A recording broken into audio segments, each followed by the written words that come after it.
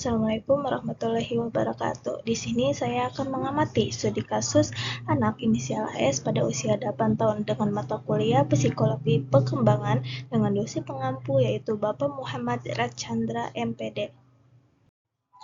Sebelumnya, perkenalkan dulu saya Anissa Sabahalilah dari Prodi PGMI semester 4 Institut Miftahul Huda Subang. Nah, di sini saya akan mengidentifikasi anak inisial AS pada usia 8 tahun dengan jenis kelamin laki-laki.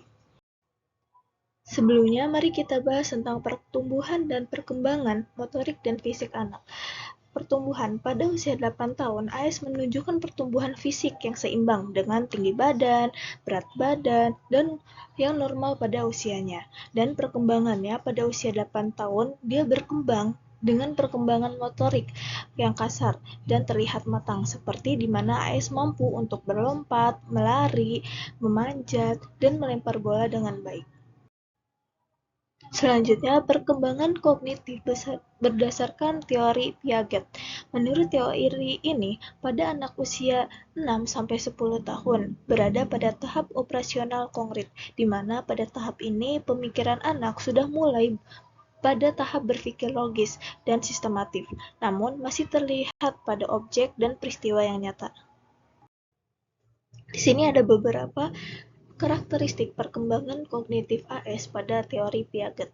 Yang pertama, konservasi, di mana AS sudah bisa memahami suatu objek yang sama walaupun bentuknya berbeda, seperti mengetahui jumlah air dalam gelas yang berbeda namun bentuknya tetap sama. Yang kedua, klarisifikasi, di mana AS sudah mampu untuk mengklarifikasikan objek dalam kelompok berdasarkan karakter, seperti mengkelompokkan benda berdasarkan warna. Yang ketiga, seriasi, di mana AS mampu mengurutkan objek berdasarkan dimensi tertentu, seperti ukuran atau tinggi suatu benda.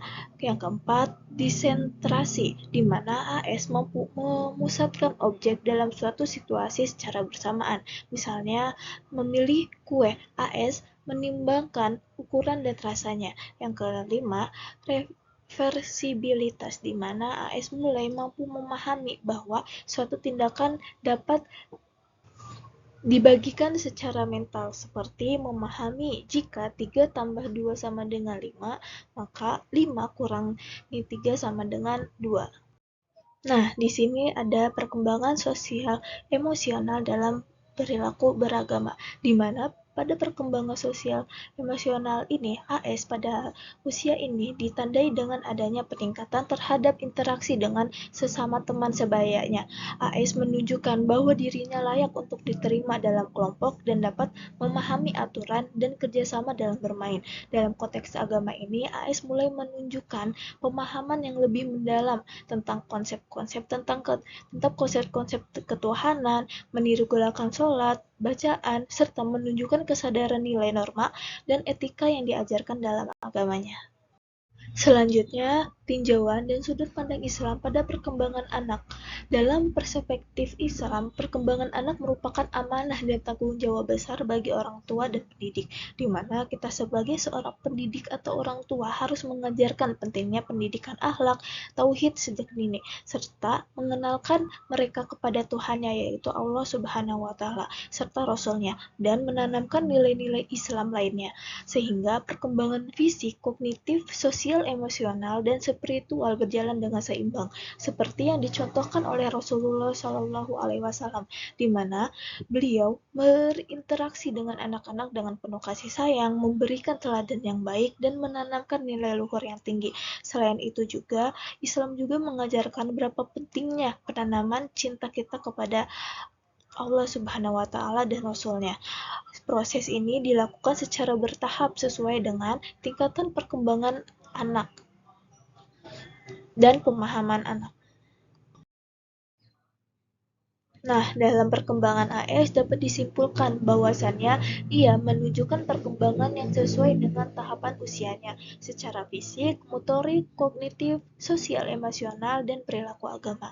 Di mana pada perkembangan kognitif ini AS yang berada pada tahapan operasional konkret menunjukkan bahwa ia mampu berpikir secara logis, tentu dengan hal-hal yang konkret, namun membutuhkan pengalaman langsung dan visualisasi dalam memahami konsep-konsep baru. Untuk saran dalam pengasuhannya, yang pertama, mendukung perkembangan kognitifnya melalui kegiatan bermain, bereksperimen, dan lainnya yang menyangkut dengan perkembangan kognitif. Yang kedua, memahami nilai-nilai agama dengan banyak menceritakan tentang kisah-kisah para rasul atau kisah-kisah Islam yang menarik. Dan yang ketiga, mengembangkan keterampilan dan sosial emosionalnya dengan mengajak untuk AS dapat bisa meredakan emosionalnya secara sehat. Yang keempat, memberikan perkembangan fisik dan motorik dan menciptakan lingkungan yang nyaman dan mendukung, seperti banyak mengonsumsi nutrisi dan menjalin komunikasi yang terbuka. Nah, sekian dari saya. Mohon maaf apabila ada kesalahan kata atau pengucapan lainnya. Saya Nisa Sabalila, wabillahi taufiq wal hidayah. Wassalamualaikum warahmatullahi wabarakatuh.